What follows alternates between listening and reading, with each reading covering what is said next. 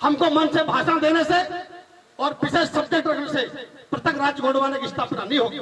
इसके लिए हमको विशेष हमारे गोंडवाना समग्र आंदोलन के विशेष कमेटी बनाना पड़ेगा, जो हमारे पूरे 25-26 जिले जो भी है इस महाकौशल क्षेत्र के पृथक राज्य गोंडवाना हम जिसको लेना चाहते हैं। विदर्भ राज्य हो गया, विदर्भ एरिया हो गया, इधर हमारा महाकौशल हो गया, गोंडवाना पूरा क्षेत्र हो गया, और हमको चाहे निमाड़ क्षेत्र भी लेना पड़े तो वो तो थोड़ा दूर है, इधर हम 25 जगह जरूर एरिया ले सकते हैं। इसकी विशेष कमेटी बना करके हमको ड्राफ्टिंग करना पड़ेगा। ड्राफ्टिंग में क्या होना चाहिए, हमारा भौगोलिक क्षेत्र कि भाई हम पृथक राज्य की गोंडवाना में क्या क्या लेंगे, कितना क्षेत्र हमारा आएगा, हमारा संख्या जनसंख्यात्मक आंकड़ा होना चाहिए कि पृथक गोंडवाना की राज्य में हमारा कौन कौन जिले में कितना कितना आदिवासी बहुल क्षेत्र है और वहां की जनसंख्या 11 के बाद तक होने लगी, हम क्या बता देंगे। तो वह होना चाहिए हमारा कल्चर, हमारा संस्कृति, हमारे नए जो पुराना चीज ट्रेवल का और टोटल सर्व आदिवासी समाज का जो हमारा छत्तीसगढ़ मध्य प्रदेश में जो निवास करता है, जितना भी जनजाति के लोग हैं, इन सभी लोगों का पूरा एक एक चीज पॉइंट टू पॉइंट आना चाहिए। और आने के बाद में ट्रैफिक जब हमारी पूर्ण होती है तो हम लोग सभा सम्मेलन आंदोलन कर ज्ञापन सौंपते हैं। मैं सरकारी सेवक हूँ, मुझे कभी कभी दुख तो होता है कि जब ज्ञापन हमारे पास में आता है तो मुझे पता है कि प्रीतम भैया कलेक्टर ऑफिस में घेरा डाले, कलेक्टर को लाख गाली दिए, फिर बोलते कलेक्टर साहब जी हमारा ज्ञापन जरूर देख लेना, हमको इसको देख लेना। फिर वो बुलाता है हमारा अधिकारी, हमको बोलता कांटे वार से ज्ञापन छोड़ दो, भेजना ही नहीं है। क्यों मैंने भेजना है, बोले जो गोंडवाना के लोग आप सब भयंकर गाली गलौज के अधिकारी कर्मचारियों को, और बोलता भैया इसको देख लेना। तो भैया हम ज्ञापन सौंपते रहेंगे, सभा सम्मेलन होते रहेगा, 8वीं गोंडी भाषा को 8वीं सूची में सम्मिलित करने के लिए बात करते रहेंगे, पृथक गोंडवाना की राज्य की स्थापना की बात करते रहेंगे, लेकिन ऐसा काम नहीं चलने वाला है। चलेगा क्या, कितने लोग तैयार बतलाइए, चलेगा क्या, नहीं चलेगा। तो सम्मानित मित्रों, 15 मिनट का समय बोलने का मुझे मिला है, मैं 13 मिनट में ही अपनी बात करूंगा। तो मुझे भी है क्योंकि मैं भी एक युवा हूं और आपको संकल्प लेना पड़ेगा। नहीं तो विजन 2023 जब पन्ने में जितने भी बिंदु लिख रहे हैं तो विजन 2023 में काम करना पड़ेगा। करेंगे कि नहीं करेंगे, ऐसे करोगे, पीछे करेंगे कि नहीं करेंगे, कैसे करोगे बतलाओ मुझे। विजन 2023 में ये पूरे बिंदुओं को हमको लागू कराना है, उसके लिए क्या करना पड़ेगा, प्रश्न से खड़ा है। इस देश के अंदर 2 शब्द की लड़ाई दादा, विश्व में ऐसा कौन सा देश है जिसको 4 नाम से जाना जाता है? भारत। और बताए कौन सा देश है जिसको 4 नाम से पुकारा जाता है? भारत। ऐसा क्यों? आप पढ़े लिखे सब लोग बैठे हैं, ऐसा क्यों? हमारे संविधान तो ऐसा लिखा नहीं है, लिखा है क्या बाबा साहब? 394 आर्टिकल, 12 भाग 22 अनुसूची, मैं तो कभी नहीं पढ़ा दादा कि भारत देश ऐसा है जिसको 4 नाम से जाना जाता है। और अंतिम नाम क्या है, अंतिम नाम क्या चल रहा है अभी? कौन सा नाम चल रहा है अभी? हिंदुस्तान। अभी हिंदुस्तान बोल रहे लोग ना, पर कल्पना क्या है? हिंदू राष्ट्र। बहुत बुरे लट पड़ेंगे हम पर। जाग जाओ, समय जाग सोने का नहीं है। अपने पास 7 दिन का कंटिन्यू संगोष्ठी कार्यक्रम रखिए और बैठ कर चिंतन मनन करिए, एक एक बिंदु को सॉर्ट आउट कीजिए और सॉर्ट आउट कीजिए। और हमारे जो भी समाज के विधि विधायी कार्यभाग जो समाज के वकील लोग करते जा रहा हूं कि साथियों, समय बड़ा बलवान है। आज के बाद ऐसा सम्मेलन आपको कभी नहीं मिलेगा। और अखिलेश भाई, मैं आपसे एक अपील करना चाहता हूं, ये तो अभी टाइटल दे रहे हैं, युवाओं का टाइटल है, एक ऐसा सम्मेलन करी पूरे मध्य प्रदेश में युवा मोर्चा के तत्वाधान में, उसके लिए जो भी करना पड़े तन मन धन हम भी खर्च करेंगे, ऐसा नहीं है। और हम इसे डरने वाले नहीं है। जिनको वीडियो बनाना, शूटिंग करना है, हमारी बात को दे दो सरकार के पास में, हम तो जब पहना है और जिस दिन पहने लेंगे, सुने फिर को बताएंगे क्या होता है कि गोंडवाना संपर्क क्रांति आंदोलन। तो सम्मानित साथियों, मेरा सभी लोगों से हाथ पर गुजारिश है कि विजन 2023 जो हमारे लिए बड़ा संघर्षमय थी, संघर्षमय समय है, ताकत बदल दो इन लोगों की और हमारा विचारों क्लियर करो। मैं एक पुस्तक लेकर आऊं दादा, 21 विधायक बनाएंगे मध्य प्रदेश की सरकार, 21 MLA बनाएंगे मध्य प्रदेश की सरकार कैसे बनाएंगे। मैं पुस्तक फाइनल हो जाएगी 1 महीने के अंदर मेरी, और मैं सबको प्रचारित करूंगा। और इसका सिस्टम है कि सम्मानित साथियों, हर गांव में, अभी मैं जब पढ़ रहा था एक फार्मूला दे रहे थे कौन सा युवाओं का मतदान केंद्र में, दादा एक बूथ और कितने यूथ, 50 यूथ, 41 यूथ। मैं पढ़ा, मुझे बड़ा गदगद हो गया। सुने, एक बूथ और 41 यूथ। और सम्मानित साथियों, यदि एक बूथ में 41 यूथ आपने खड़ा नहीं किए तो विजन हमारा क्लियर होने वाला नहीं है। ये तो युवा मोर्चाओं का दस्तूर है, आप लोगों का है कि जो आप लोग वहां का पूरा मिलन संभालेंगे। उस समय का चुनाव कोई भी लड़े, लेकिन हमारे समाज का लड़ रहा है, हमारी पार्टी का लोग लड़ रहा है ना, हमको ये नहीं देखना क्यों लड़ रहा है। जो भी लड़े, पार्टी जो भी तय करे, एक बूथ और 41 यूथ आप तैयार कर ले। युवा मोर्चा का हमारी बहनें तैयार कर ले, हमारा किसान भाई तैयार कर ले, हमारे बेरोजगार साथी तैयार कर ले, हमारा शिक्षित भाई तैयार कर ले, और हम जैसे सिविल सेवा वाले पर्दे के पीछे रखे करेंगे। इस बार डरने की कोई बात नहीं है, करेंगे ना। राजनीति पढ़ा है, राजनीति में सहयोग कर सकते हैं, ऐसा कोई भारत का पार्लियामेंट में नहीं लिखा है कि जो आदमी राजनीति पढ़ा है वो राजनीति नहीं कर सकता। थ्योरी पढ़े, प्रैक्टिकल क्यों नहीं कर सकते? दादा कर सकते हैं कि नहीं? कर सकते हैं कि नहीं? तो हम लोग बैठे हैं, आर्थिक प्रकोष्ठ हम संभालेंगे, बाकी प्रकोष्ठ आप संभालो, आपकी जिम्मेदारी है। पर्दे के पीछे बहुत बड़ा बुद्धिजीवी का एक वर्ग खड़ा है, मैं आपको आज बतला देता हूं मंच के माध्यम से। इंतजार कर रहा है कि हम सहयोग कैसे करें। हमको भला दिया जाता है, ट्रांसफर कर देते हैं, करो नौकरी खा जाओगे क्या? तुम्हारा बाप ने नौकरी दी हमको क्या? अब एग्जाम पास करके नौकरी लगे, हम लोग मेहनत करके पढ़ के गए। हमको तो नौकरी वही देगा जिसने लिया है, और वो हमको मिला आरक्षण। और मैं तो यहाँ पे जितने भी यदि कर्मचारी भाई भी यहाँ बैठे हैं पीला गमछा बांध के चुप्पी से, मैं उनको बोल देना चाह रहा हूं कि आप पहले समाज के हो, उसके बाद में बात के जो कुछ भी हो, तो समाज को समझाना जिसे उसे मरना पड़ा है, समाज को समझाना जिसे उसे मरना पड़ा है, और बच गए तलवार से तो उसे फूलों से कागजों से भी कटना पड़ा है। समाज से धोखा खाओगे दोगे तो समाज आपको छोड़ने वाली नहीं है। तो मेरा साथियों, आप सभी लोगों से निवेदन है, मुझे जाना है, मैं और भी बैठता, मुझे ऐसा नहीं था, पारिवारिक कार्यक्रम है, और मुझे आपने सुना, बोलने का मौका दिया। अखिलेश भाई, एक यात्रा पूरे मध्य प्रदेश में अभी तय करिए, मतदान केंद्र दिल्ली तक के, जो ऐसे दे देंगे।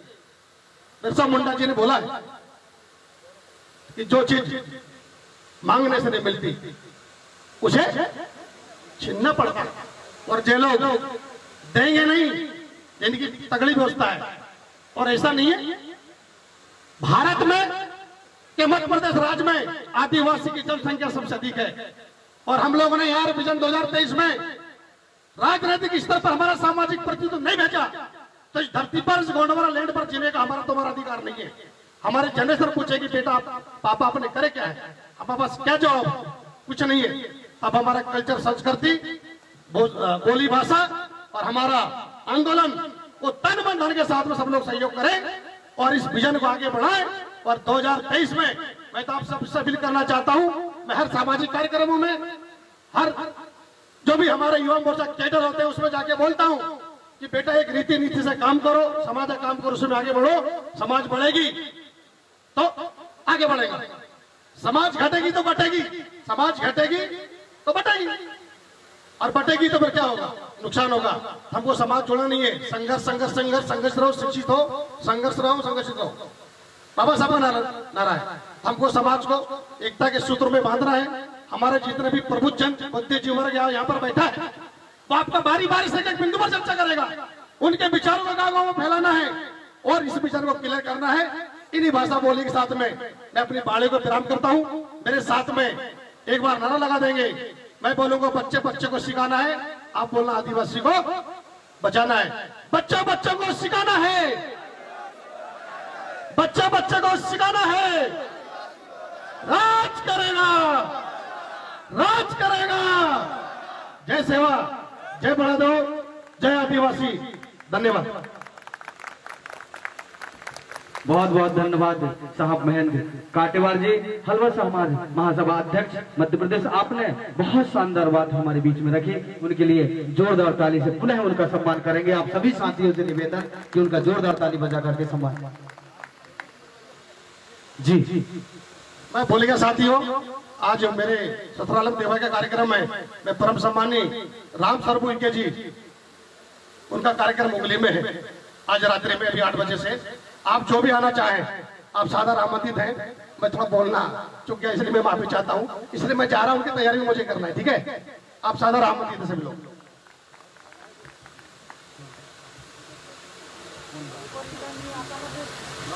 अरे मनु उनको बोलो लाइट चालू करोगे ना।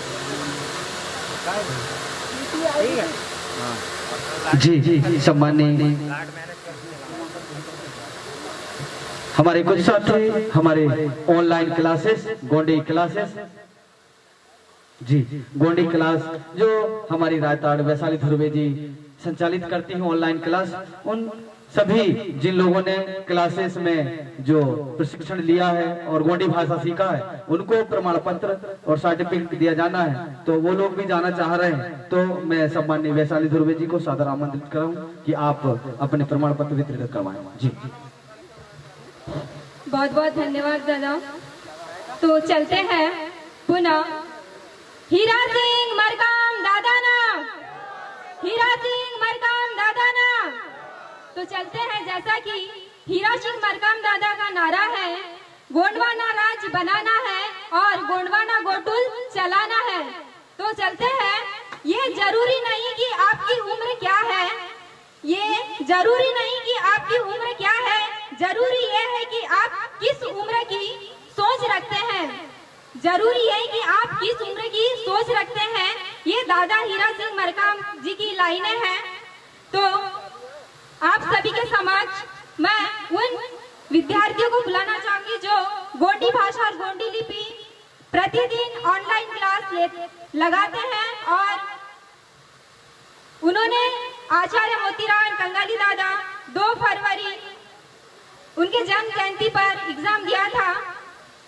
सबसे पहले मैं आमंत्रित करूंगी कुपाल सतीश कुमार मेरावी जी, आप सहृदय से आमंत्रित हैं। और मैं सम्मानी अनिल दादा, हेमलाल दादा और सभी अतिथियों को चाहूंगी कि इन्हें सम्मान पूर्वक इस सर्टिफिकेट को प्रदान करें, क्योंकि यह जो सर्टिफिकेट है गोंडवाना अमरकोट ट्रस्ट के माध्यम से दिया जा रहा है।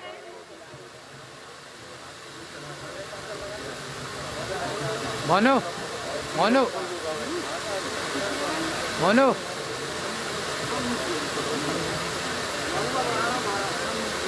आज के हमारे मुख्य अतिथि सम्मानी शेख इजराइल खान साहब एवं गोंडवाना युवा मोर्चा के सम्मानी तिरुमाल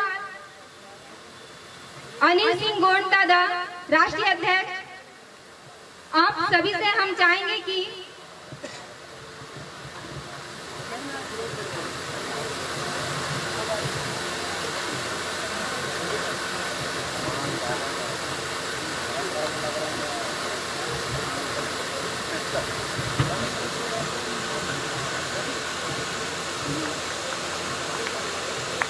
इनके लिए जोरदार तालियां बजाइएगा।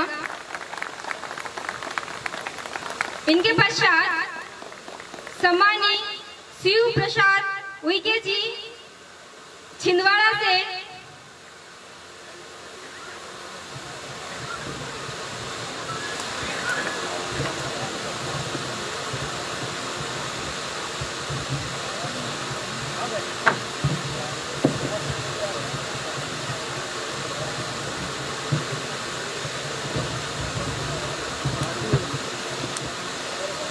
इनके पश्चात रायताड़ सुस्मिता सयाम जी सिवनी से, रायताड़ सुस्मिता सयाम जी,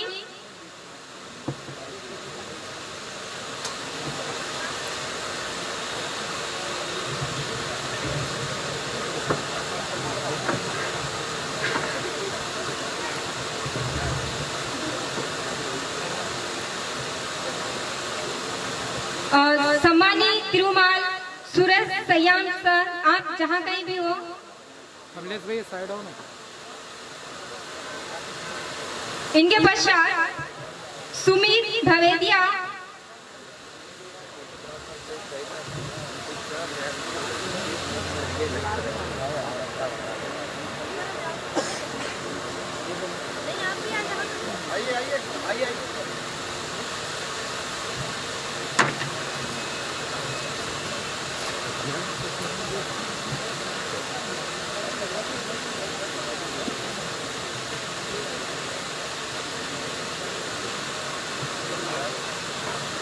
इनके पश्चात सुमित भवेदिया,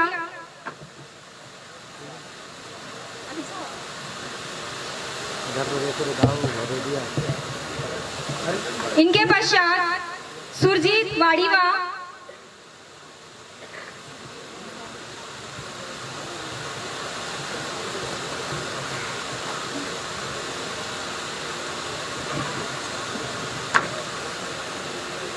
इनके पश्चात अंकिता मेरावी,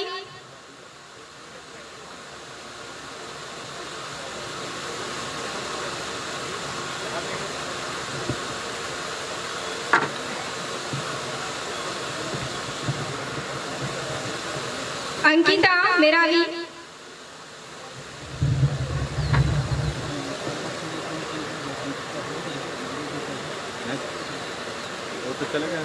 हर बार ब्लर हो जाता है, हल्को से दिख लेते हैं ऑटो क्लिक करते हैं। नहीं लगा तो कहाँ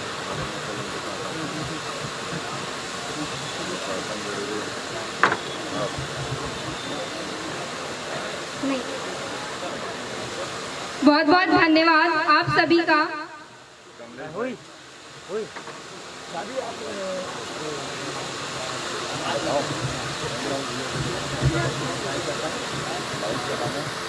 भैया जी जी, बहुत बहुत धन्यवाद आप सभी सम्मानित अतिथियों का और हमारे वैशाली ध्रुवे जी का, जिन्होंने आपने गोंडी भाषा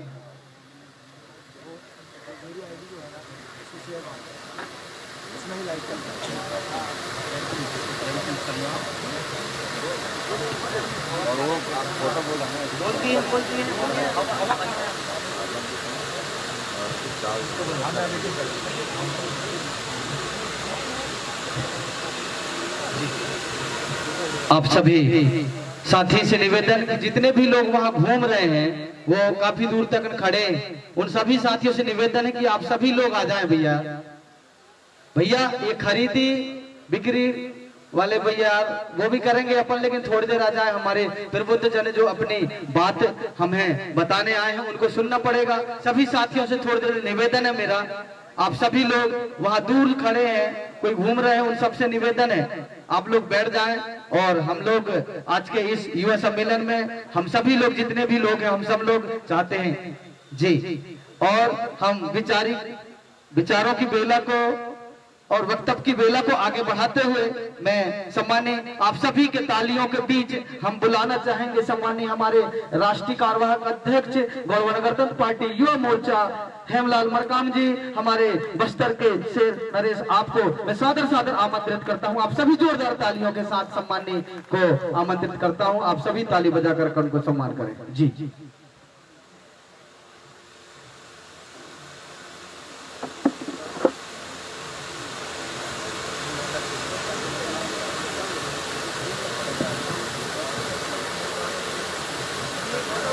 सजोर पहनता उड़ाल पहनता।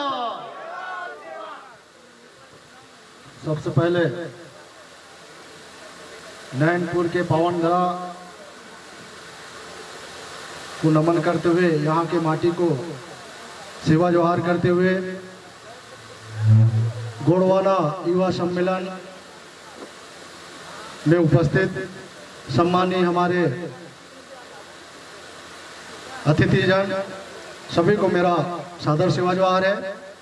साथ ही इस कार्यक्रम में उपस्थित गोंडवाना के क्रांतिकारी साथी, गोंडवाना आंदोलन के क्रांतिकारी साथी, बुद्धिजीवी युवा साथी, समाज को दशा दिशा देने वाले सम्मानीय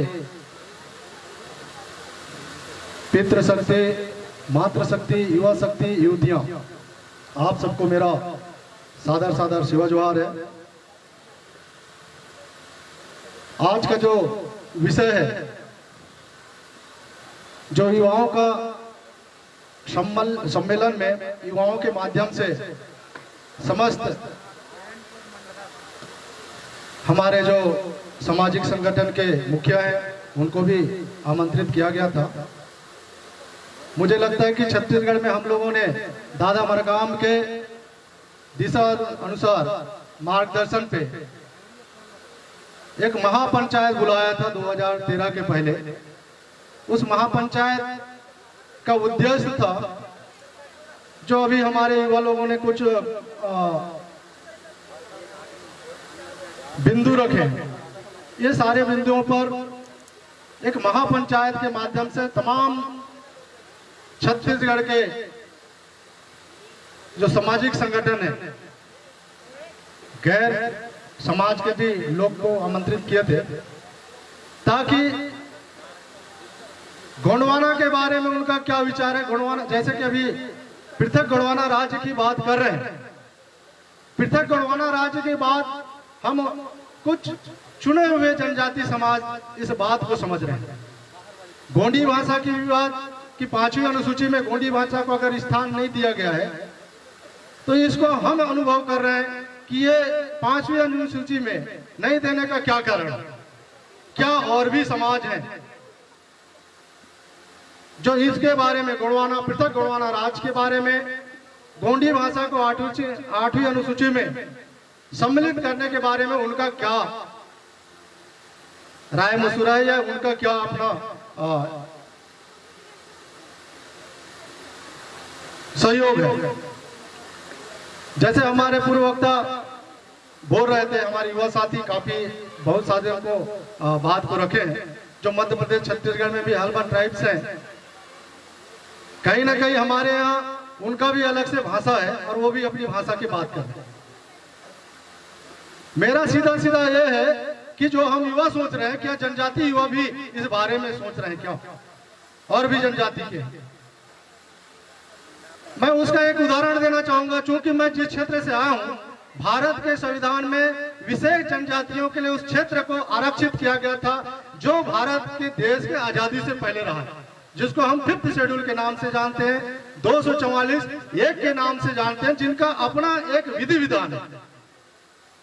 जब बात आई कि 5वीं अनुसूचित क्षेत्र को पूर्ण रूप से परिपालन की, तो उस समय और भी जनजाति वहां रहे, वो उनका विरोध कर रहे थे, जिसमें से ट्राइबल के भी जो जनजाति रहे, ट्राइबल की जनजाति ना, वो भी विरोध करने पे खड़ा हो गए कि 5th शेड्यूल नहीं लागू होना चाहिए।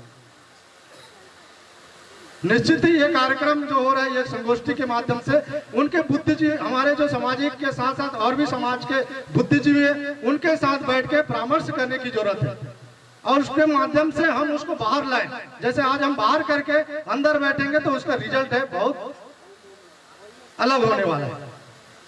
साथियों, ये पृथक गोंडवाना राज्य, जैसे अभी बोल रहे थे ना हमारे हल्बा समाज के साथी, वाकई में एक नारा जो हमारा उद्देश्य रहा है, एक नारा जो हमारा टारगेट रहा है, गोल रहा है कि भाई हम इस नारे को एक परिणाम तक ले जाएं, ये आज सिर्फ क्या हो गया, हंसी का पात्र हो गया। ये दूसरों के द्वारा नहीं, ये हमारे अपने के द्वारा।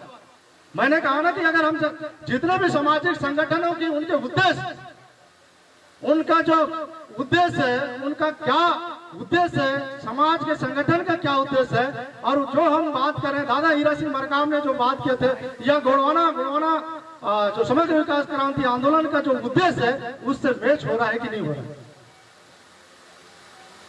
तो मुझे नहीं लगता छत्तीसगढ़ मध्य प्रदेश में सेम है।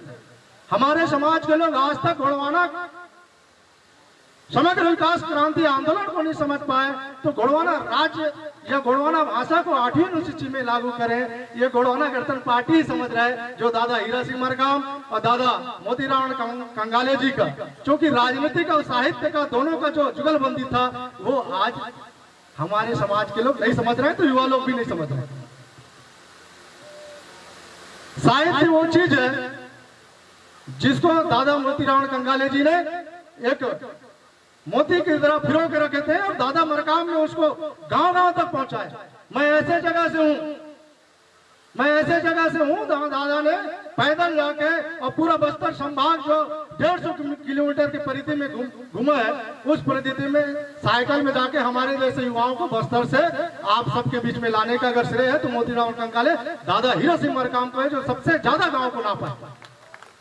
जंगलों को पहाड़ों से हमारे जैसे युवाओं को अगर निकाल के लाए हैं तो कह सकते हैं कि कहीं ना कहीं ये दोनों महा पुरुषों का बहुत बड़ा योगदान था। हमने जो आज यहाँ पर एक सम्मेलन के माध्यम से हमारे समाज के लोगों को, बुद्धिजीवी जिसको हम बोलते हैं, उनको टटोलने का जो काम किए, हम आज से 6 साल 7 साल पहले एक मंच तैयार किए थे। सर्व आदिवासी समाज के बुद्धिजीवियों से हमारा उठना बैठना विगत 10 साल से चल रहा है। हमारे यहाँ पिछड़ा वर्गों का भी एक मोर्चा है जो प्रदेश स्तर पे पूरा छत्तीसगढ़ में चलते हैं, उनके साथ भी हमारा उठना बैठना चला। उनके प्रदेश अध्यक्ष के साथ हमने कई मंच साझा किए और रोड की लड़ाई भी लड़े। 5वीं अनुसूचित क्षेत्र की बात कहे, एट्रोसिटी एक्ट की जब बात की है, तब उनको लगा कि यार मरकाम, हम लोग भी बीजेपी के दामन में रहे, कांग्रेस के साथ काम किया, लेकिन जो आप बात कर रहे हैं ये कभी नहीं किया। क्योंकि गोंडवाना आंदोलन व्यापक है। गोंडवाना का सेवन अगर हम समझ गए तो निश्चित ही कोई भी समाज गोंडवाना गणतंत्र पार्टी, गोंडवाना के सांस्कृतिक आंदोलन और गोंडवाना समग्र विकास क्रांति आंदोलन का विरोध नहीं कर सकते, कोई नहीं कर सकता। हम ये नहीं समझ पाए कि गोंडवाना समग्र क्रांति आंदोलन क्या है। हमारे भाई साहब बोल के चले गए, वो बोल रहे थे ना कि कैसे इसको हम पूरा करेंगे, क्या है आधार स्तंभ। हम कभी इस पर चर्चा नहीं किए। तो दादा ने गांव गांव जाकर हमारे जैसे पढ़े लिखों को कहा कि बेटा ये चीज पढ़ लो, समय पर ये काम आएगा। शायद हम नहीं कर पाए। हमने लिख दिया है गोंडवाना युवा सम्मेलन और गोंडवाना समग्र विकास क्रांति आंदोलन, ये कितने बिंदु पर आधारित है, कितना आधार स्तंभ है, आप सब खड़े होकर बता दीजिए कितने बिंदु पर है। आप बिंदु का गिनती बता दीजिए, कितने बिंदु पर समग्र क्रांति आंदोलन का आधार स्तंभ है। 7 बिंदुओं पर है दोस्त, समझना है ना भाई, है ना। 7 बिंदुओं पर। ये 7 बिंदु क्या है? जब हम जनजाति लोगों के पास, हमारे पास इस्राइल भाई खान भी है ना। हम कई ऐसे मुस्लिम समाज के पास भी जा रहे हैं। कई जनजाति समाज है जो इस देश में निवासरत है, उनके पास हम जाते हैं तो हम G7S के बारे में बात करते हैं, उसके बाद सारा चिट छन कर आता है। हमने समाज के पास भी गए, समाज को भी रखे। पहला बिंदु है हमारा शिक्षा। क्या वर्तमान शिक्षा से हम अपनी संस्कृति, हमारे आंदोलन को हम लोगों तक परोस पाएंगे? क्या हम उनको क्रांतिकारी बना सकते हैं? वो क्रांतिकारी नहीं जो पीला पटका सिर में बांध गए, दिल में कुछ और है, ऐसा नहीं। क्रांतिकारी का मतलब है कि मिशन को समझे, और मिशन का मतलब होता है कभी टूटने वाला नहीं। लोग पहले भी बोलते थे हीरा सिंह मरकाम अपने लिए काम कर रहा है, दादा तो नहीं रहे ना, क्या अपने लिए काम करके चले गए? तो इसका मतलब है कि मिशन को हमने समझा नहीं। गोंडवाना समग्र विकास क्रांति आंदोलन एक मिशन है। जब तक हम मिशन को नहीं समझेंगे, ये जितने भी हम बात कर रहे हैं ना, नहीं होगा, नहीं होगा। ये शिक्षा पे, क्या वर्तमान शिक्षा हमारे अनुरूप है? तो नहीं है, तो इस पर हम कितना काम कर रहे हैं। मोटा मोटा बात करूंगा, ज्यादा टाइम लग जाएगा, है ना। दूसरा है स्वास्थ्य। अब स्वास्थ्य पे आप चलिए, अगर हम फिजिकली स्ट्रांग नहीं है तो मानसिक रूप से हम स्ट्रांग नहीं हो सकते। मैं LLB किए हुए लोगों के साथ पढ़ता हूँ, ब्रिलियंट लोगों के साथ, कर्मचारी, है ना, ठीक है, ऐसे लोगों के साथ। और मैं तो कलेक्टर लोगों को जमीन में बिठा लाऊं, वो व्यक्ति हूँ जरा हीरा सिंह मरकाम के चलते। कलेक्टर लोगों को नीचे में बिठा के मैंने हमारे पुरखों के द्वारा बनाए हुए संवैधानिक व्यवस्था को मनवाया हूँ। हमको किसी ने ऐसी नहीं दिया है, हमारे पुरखों ने उस व्यवस्था को बिना कहे ही मनवाया है। ये हमारी सबसे बड़ी ताकत। आज तो हम बोल रहे हैं, तब भी संविधान में व्यवस्था और संविधान में आर्टिकल और संविधान में सप्लीमेंट्री नहीं जोड़ रहे। तो जब तक हम फिजिकल रूप से स्ट्रांग नहीं रहेंगे, तब तक मानसिक रूप से क्या रहेंगे? कमजोर रहेंगे। इसने दादा ने कहा कि इस समाज में बौद्धिक क्रांति की जरूरत है, और मानसिक गुलामी कब खत्म होगा? जब हम बौद्धिक रूप से क्या होंगे? स्ट्रांग होंगे, मजबूत होंगे। शारीरिक रूप से तो मैं देख लिया है, बहुत कमजोर है हम लोग। उम्र को पूछेंगे तो उम्र के अनुरूप उनका बॉडी लैंग्वेज नहीं है, ना हाइट नहीं। ये दूसरा बिंदु है। तीसरा बिंदु है संस्कृति।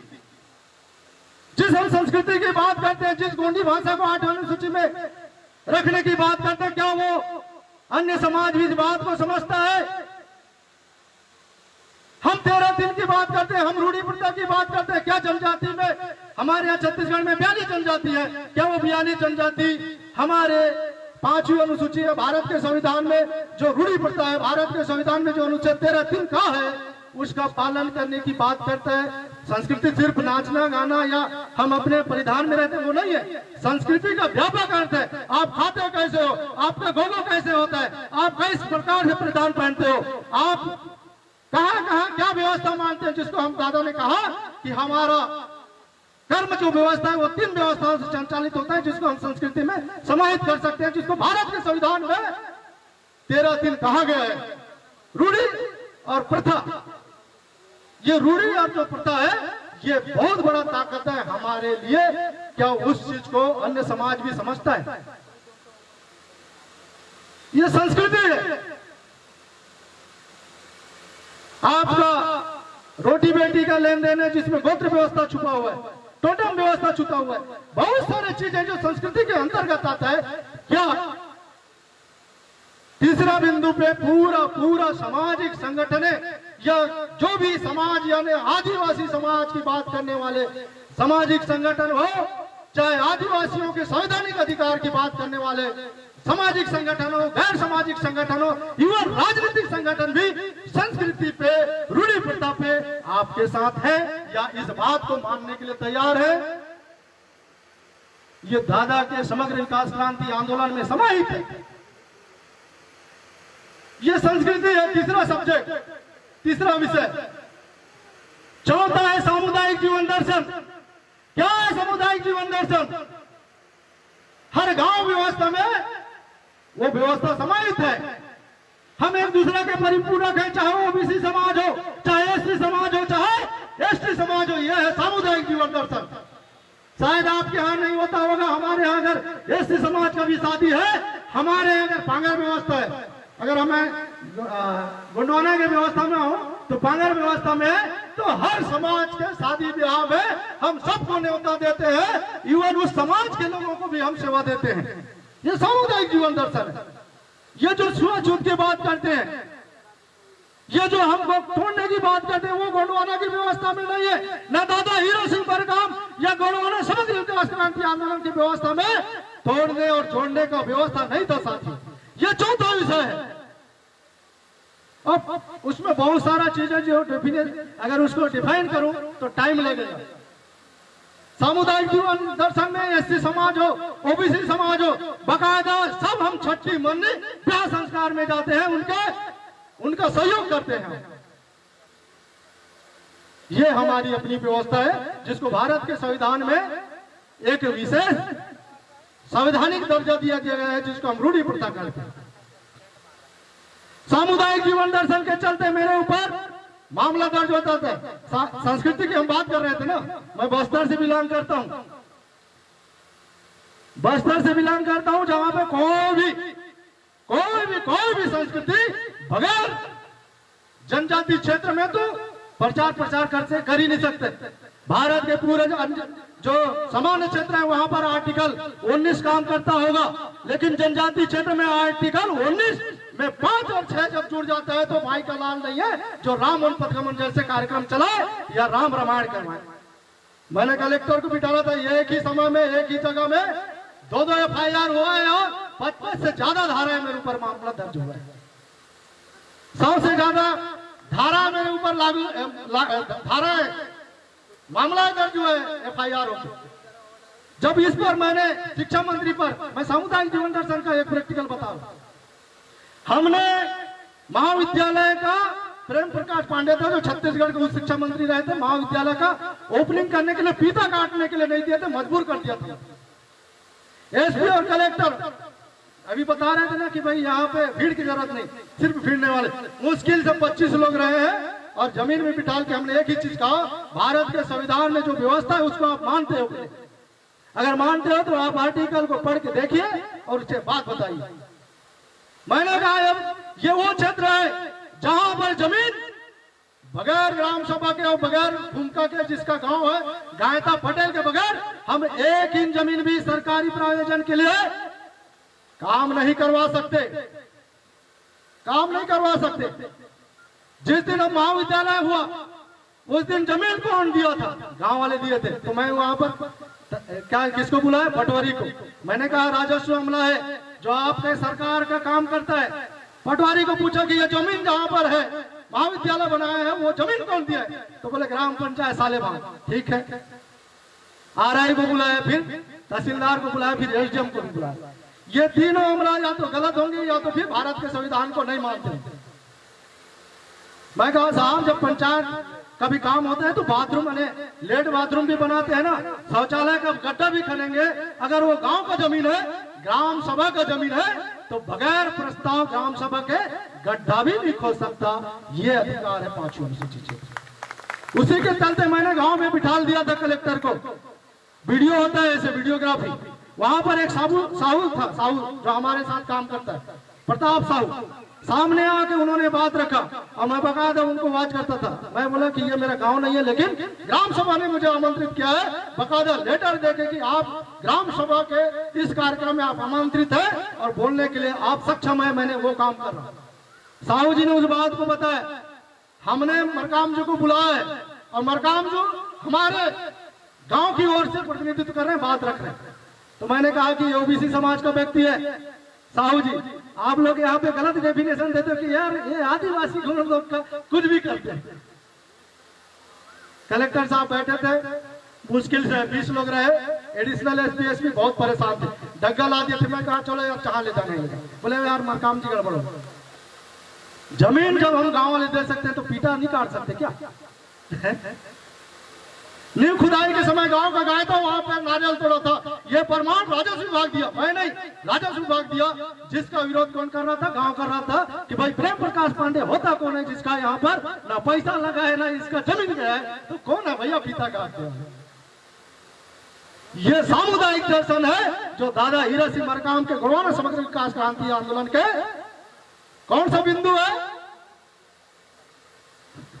है ना? समग्र विकास क्रांति आंदोलन के G7 यश को हमको रखने की जरूरत है। उसके बाद हम आ जाते हैं, अगला बिंदु है स्वरोजगार। हम चर्चा कर रहे थे बंटी भाई वगैरह और इधर जनपद सदस्य। मैं कहा यार सरकार भी बना लेंगे, हम लोग भी जिला पंचायत है, फंड आता है ना? ठीक है। बोले स्वरोजगार के लिए ठेकेदार नहीं है हमारे पास, हम ठेका अरे आजकल ठेका प्रथा हो गया, या कोई पंचायत नहीं कर रहा है तो पंचायत में योग्य व्यक्ति वो चलाए। स्वरोजगार का मतलब होता है कि भी आर्थिक रूप से अपने पैरों में सक्षम व्यक्ति। क्या हमारे पास यहाँ कितने बिल्डर्स लोग हैं? थोड़ा मैं प्रैक्टिकल कर लूं भाई। कितने बिल्डर्स लोग हैं जो बिल्डिंग बनाते हैं? वो मेरा प्रदेश उपाध्यक्ष युवा मोर्चा का किसान नेता किशोर नेता, एक और है भाई साहब, 2 लोग दिख रहे हैं।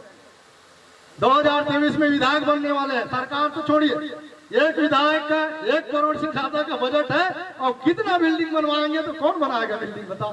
कहा अरे हमारे रावण जी भी हैं जिला पंचायत के, है ना? उनको भी मालूम है हमारा फंड का उपयोग करवाने के लिए हमारे व्यक्ति नहीं है, कैसे चलेगा? ये दादा ने बहुत बड़ा आंदोलन को गांव-गांव जाके इस बिंदु को रखे हैं और वो भी क्रमबद्ध। मेरा खुद का टेंट हाउस था, मेरा टैक्सी चलता था ट्रैक्टर का। दादा के साथ जब चलना चालू किया 2010, 27 मई 2010 को मैं सामाजिक से नहीं गोंडवाना गठन पार्टी के बैनर दले और दादा के गोंडवाना गठन पार्टी में मैं जुड़ा था। उसके बाद सामाजिक काम चालू किया। पार्टी में आने के बाद दादा बोलते थे ये लड़का कहते इतना उतना घूमता है, तो दादा को बाद में पता चला कि इसके पास टेंट हाउस है, इसके पास वेल्डिंग दुकान है और मैं मछली पालन का भी काम करता हूँ। जहां जो पैसा बन जाए कर दो, चलते फिरते। हमको सीखने के लिए भी और 4 आदमी को ले जाने के लिए हम सक्षम नहीं है, तो फिर हम कैसे कहीं की व्यवस्था को हम सुनी सुनाए बातों को एक मंच से परोस नहीं सकते जब तक आप धरातल में उस जगह नहीं जाओ। हम सबको अच्छा लगता है। गोंडी भाषा, गोंडवाना राज, पृथक गोंडवाना राज, 5वीं अनुसूची क्षेत्र 13(3) का। तो ये स्वरोजगार पर 6वां बिंदु था शांति सुरक्षा। क्या कोई गांव आज शांत है? नहीं है। क्या कोई घर आज सुरक्षित है? नहीं है। अरे भाई भाई को तोड़ दिया, इसलिए दादा ने नारा लगाया था। कांग्रेस भाजपा वालों ने क्या किया? गांव गांव को फूट किया, घर घर को फूट किया। ये दादा के नारों में ही वो सारा चीज समाहित है। दादा के पास इतना वक्त नहीं था कि दादा उसको डेफिनेशन बताए, उसका परिभाषा बताए। क्योंकि देवरावन भवन भलावी जी है, बहुत ऐसे हैं जो पढ़े लिखे लड़के हैं, पढ़े लिखे आ रहे हैं, नौकरी के बाद भी अच्छा बात रख रहे हैं। तो ये सारी चीज को शायद एक्सप्लेन कर सके। अगर कहीं गलत लग रहा है तो दादा को बोल सके कि दादा आप ये बनाए क्यों, मुझे लग रहा है ये गलत है, तो उस पर चर्चा होता, जो आज नहीं हो रहा है। ना कल भी नहीं हुआ था, ना आज भी नहीं हो रहा है। शांति सुरक्षा, आज बेटियों के साथ बलात्कार होता है तो गांव में कोई भी व्यक्ति पकड़ नहीं पाता जब तक पुलिस के पास 15 दिन या महीना दिन के बाद क्या नहीं जाता है, संदेश नहीं जाता है। बताइए, हमारे यहाँ बस्तर में तो दयनीय स्थिति है। पहले एक गांव की व्यवस्था मैं थोड़ा बता दूं। गांव में घुसने से पहले नल में टहलने वाली महिला भी कहीं घुस जाती थी तो पहले पूछते थे, क्योंकि गांव का एड्रेस किसी को नहीं मालूम, घर का एड्रेस नहीं मालूम था, तो किसी न किसी को पूछते थे। ये दर्शन है जिसको हम अनपढ़ बोले या बुलाया गया, ये दर्शन है। या तो एक खेत की ओर जा रहे महिलाएं होती थी, या लकड़ी, या कोई ना कोई काम करने वाले महिला या पुरुष को जब पूछा जाता था कि ये गांव में फलाने व्यक्ति का घर कहाँ है, तो पहले वो घर का नाम बता देता था या उस व्यक्ति का नाम बता देता था। क्या नहीं बताता था, बोलता था कहाँ के हो, अरे आप कहाँ के हो, क्यों पूछ रहे हो। ये सारा चीज पहले पूछते थे, उसके बाद बताते थे। अरे एक व्यक्ति के पास वो सारा बायोडाटा पहुंच गया था। कल के दिन में उस घर में कुछ भी हो जाए, ये कल के बनाए हुए पुलिस प्रशासन ये आपकी व्यवस्था के लिए नहीं है दोस्त। ये जितने भी लोकतंत्र व्यवस्था में जो बना के हमारे ऊपर लादे हैं, चाहे राजस्व विभाग हो, चाहे फॉरेस्ट विभाग हो, चाहे आबकारी वाले हो, सब ये हमको हमारे ऊपर जबरदस्ती लादा जाने वाला कर्मचारी है। ये नहीं बताएंगे आप, लेकिन उस व्यक्ति, उस सियान के, वह महिला हो या लड़के के माध्यम से वो घटने पर तुरंत पकड़ आ जाता, यह घटना ही नहीं होता था। इसलिए दादा ने शांति सुरक्षा की बात कहा। आज घर घर में भाई भाई में टूट फूट है। बच्ची के साथ अगर कुछ हो जाए तो पति पत्नी बात करते हैं कि बड़े भाई के बेटी के साथ बलात्कार हुआ है, तो पति पत्नी उसके जो चाचा चाची हैं बोलते हैं अच्छा हुई, पिछले दिन भाई सब बहुत झगड़ा हो रही, ऐसे ऐसे बोला थे, ओकर बेटी पढ़ा देते, बहुत डांट कर देते। ये स्थिति आए। इस दर्शन को समझ के काम करने की जरूरत है। बाकी जो बातें हैं, बाकी जो काम है, बाकी जो आंदोलन के जो परिणाम है, समग्र क्रांति आंदोलन के बगैर नहीं हो सकता। 6वां बिंदु के बाद 7वां बिंदु दादा ने रखा है। जो कई लोग बोलते थे कि दादा यार राजनीतिक व्यक्ति है, दादा पार्टी बना है, और दादा ने उसको 7वां बिंदु में रख दिया, जिसका नाम है सत्ता। जिसका नाम है सत्ता। क्या हम सत्ता में हैं? क्या हमारा खुद का अपना सरकार है? अगर नहीं है तो मैं थोड़ा सा ऊपर की ओर ले जाता हूं। क्या जितने बात हमने कहा है, क्या वो व्यवस्था लागू हो सकता है बगैर सत्ता के? नहीं हो सकता।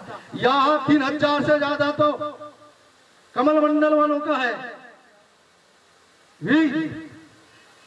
ठीक है ना। कई ऐसे राजनीतिक संगठन है जिनका अपना अपना विंग है, तो आप कहां शिक्षा का आंदोलन चलाओगे? हमारे यहाँ घोटुल चल रहा है जिसमें केजी से बच्चों को पढ़ा रहे। एक दादा है जो नगरी धमतरी जिला है जो छत्तीसगढ़ में है, अभ्यारण्य का क्षेत्र है, वहां स्कूल संचालन हो रहा था। हमारे अपने क्षेत्र के विधायक सांसद उस स्कूल को बंद कराने पे लगे। समाज कितना धन संग्रह करेगा बताइए? शिक्षा, स्वास्थ्य, मेडिकल सुविधा की बात छोड़ दो। उधर हमारे रावण भाई साहब हैं, नेतागिरी अगर कर रहे हैं तो आधी रात को फोन आता है कि वहां पे ढंग से डॉक्टर नहीं है, तो डॉक्टर के साथ झगड़ा। अगर हमारा खुद का हॉस्पिटल होता तो बोल देते कि भाई हम हॉस्पिटल में जाओ, इलाज होगा। ये सारी चीजों को करने के लिए मुझे लगता है बहुत टाइम लगने वाला है। हो सकता है हम कर ही ना पाए। ये जितने भी महासभा है, जितने भी हमारे गैर राजनीतिक संगठन है, इन सब के बीच में दादा मरकाम ने G7S की बात कहा। मुझे लगता है कम से कम उनको 20 साल से 23 साल लगा, तब कहीं गोंडवाना समग्र विकास क्रांति आंदोलन का नाम आया है। उससे पहले नहीं था। एक निचोड़ दादा ने दिया।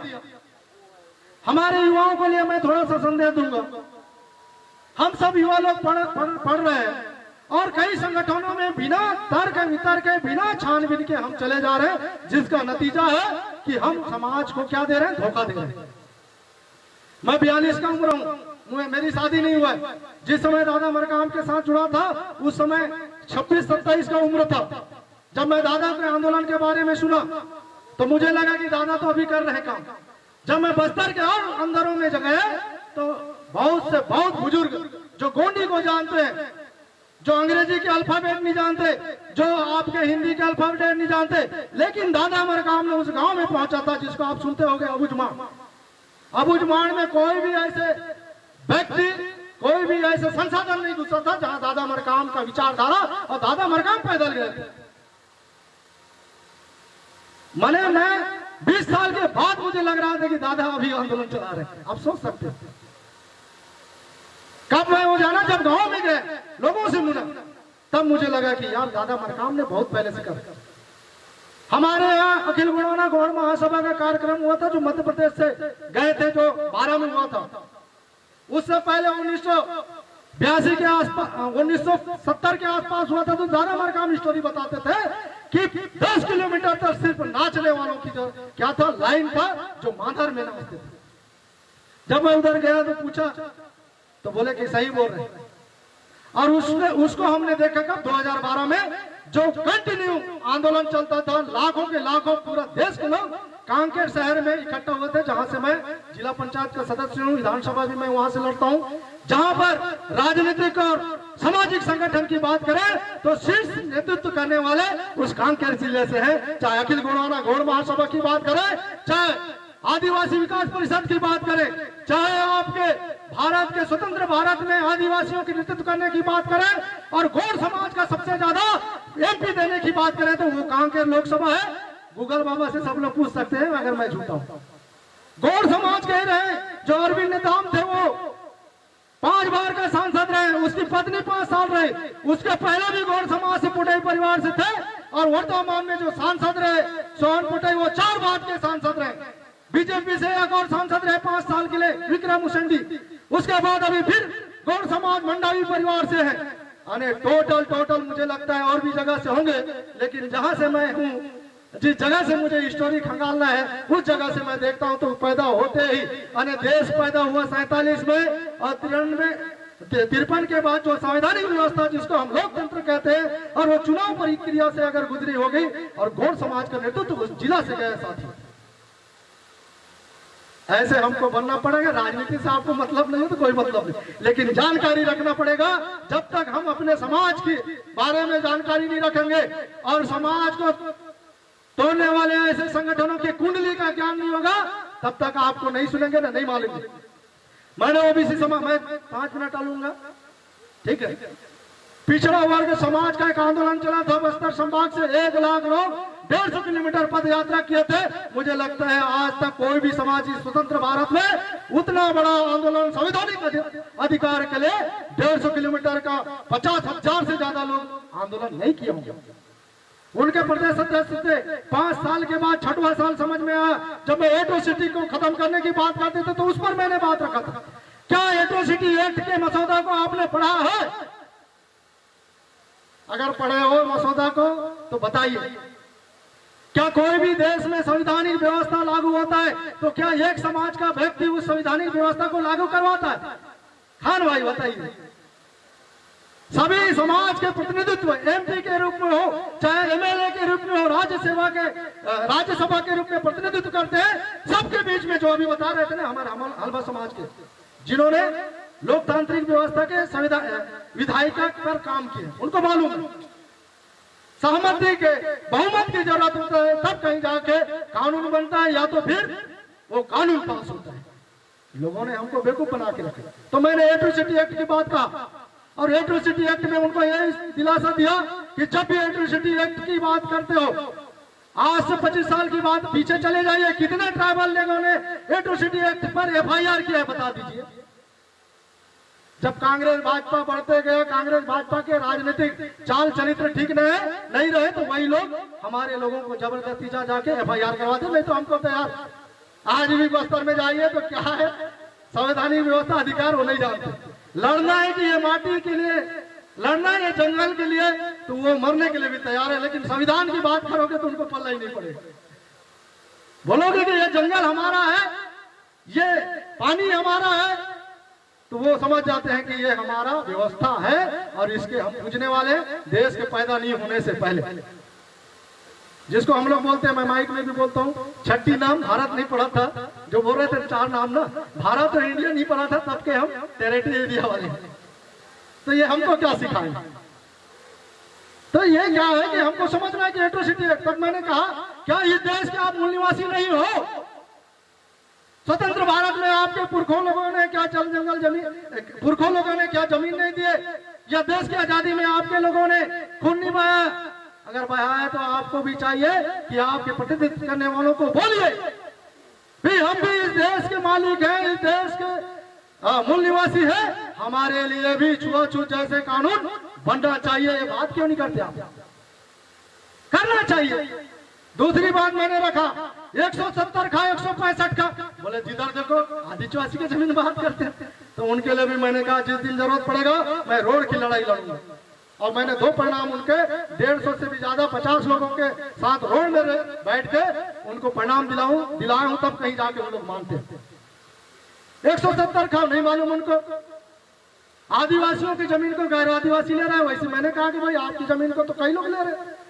अब बोलते हो कि भाई हमारे पास जमीन नहीं है, और ये आदिवासी बोलते हैं कि हमारे जमीन है। क्यों नहीं बोलेंगे भाई? हमारे दादाओं ने इस देश की आजादी में जन भी दिया, धन भी दिया, जमीन भी दिए, राज सत्ता भी विलय किए, इसलिए कानून बना है। नहीं तो नहीं बनता। ये बनवाते नहीं बनाते। लिखने वाले भी कई गलती की है। जो सबसे बड़ा अभी बोल रहे थे ना हम लोग कि गोंडी भाषा को कैसे इन्होंने नहीं लिखा, जिसको स्वतंत्र भारत के प्रथम प्रधानमंत्री द डिस्कवरी ऑफ इंडिया में एक बात कहते हैं कि गोंडवाना संस्कृति विश्व संस्कृति की जननी है। तो फिर लिखने वालों ने इस बात को क्यों भुला दिया कि 8वीं अनुसूची में भी गोंडी भाषा को दर्जा देना था? बताइए, कहीं तो है।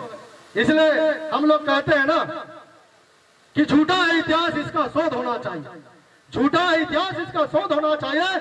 हमें अपने इतिहास की रिक्तता का बोध होना चाहिए, रिक्तता का बोध होना चाहिए। ये इतिहास कहीं ना कहीं गलत लगता है। ये संवैधानिक व्यवस्था हमको मजबूर कर देते हैं इस बात को बोलने के लिए कि जब भाषावार राज्यों का गठन हो रहा था तब लिखने वालों ने क्यों भुला दिया भैया? जब भाषाओं को, 22 भाषाओं को राष्ट्रीय भाषा का, राजकीय भाषा का दर्जा दिया जा रहा था, तो पूरा देश में गोंडी को जाना जाता था, गोंडी भाषा बोला जाता था, तो फिर क्यों नहीं लिखा या क्यों दर्जा नहीं दिया गया? ये बहुत बड़ा क्वेश्चन है हमारे लिए, हम सब के लिए, शायद ये महासभा के लिए भी। साथियों, ये सारी चीजें अंदर में बहुत सारे बातें हैं, इसको माइक से ज्यादा बैठ के समझने की जरूरत है। और बैठ के हम तो सबको हम वेलकम किए। थोड़ा सा मैं और रखूंगा, जैसे आपके यहाँ भी कई तो है, हमारे यहाँ भी नवनिर्माण गोंडवाना नवनिर्माण समाज युवाओं का संगठन चल रहा था, जो प्रहलाद विखे थे, फाउंडर मिला। अभी आप लोग बहुत सारे बधाई भी दिए। जो डीएसपी बनी है कामनी दुर्वे, ऐसी मंच में मैंने 3-4 जो युवाओं का संगठन है रायपुर में बैठक बुलाया और कहा कि हम युवाओं को बैठ के चर्चा करने की जरूरत है कि हमारा मिशन क्या होना चाहिए और मिशन का उद्देश्य क्या है, ये स्पष्ट होना चाहिए, ताकि हम युवाओं को क्या नहीं कर सके, डिस्टर्ब ना करें, या हमारा जो समाज है उसको हम ना तोड़ें। जो कभी गोंडी भाषा की बात करते थे, आज जय श्री राम की नारा लगाते हैं। बताइए, मैंने कहा ना कि राम उत्पदगमन का विरोध हमने किया था, कांकेर में हमारे ऊपर मामला दर्ज हुआ है। 5th शेड्यूल के चलते हमने कई कामें किए हैं जिस पर मामला दर्ज हुआ है। रायगढ़ से मैं पेशी होकर सीधा इधर आ रहा हूँ, जहां पे प्लांट का विरोध किए थे और कलेक्टर घेराव किए थे। साथ में दादा आंदोलन का बड़ा खतरनाक आंदोलन रहा है।